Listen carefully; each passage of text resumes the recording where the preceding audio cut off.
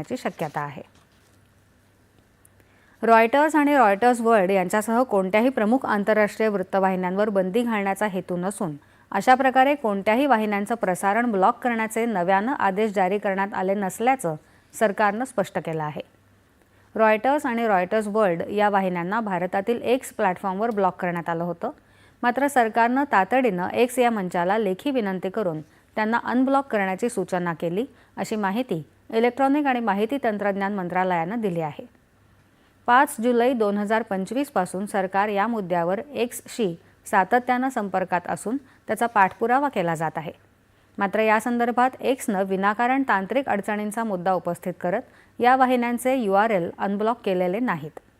त्यानंतर वारंवार पाठपुरावा केल्यावर एक्स या मंचानं रॉयटर्स आणि इतर वाहिन्यांचे URL 6 जुलै 2025 रोजी रात्री 9 वाजल्यानंतर अनब्लॉक केले, असं सरकारनं सांगितलं आहे. ही प्रक्रिया करण्यासाठी एक्सनं 21 तासांपेक्षा जास्त वेळ लावला, असं इलेक्ट्रॉनिक आणि माहिती तंत्रज्ञान मंत्रालयानं सांगितलं आहे. महाराष्ट्राचे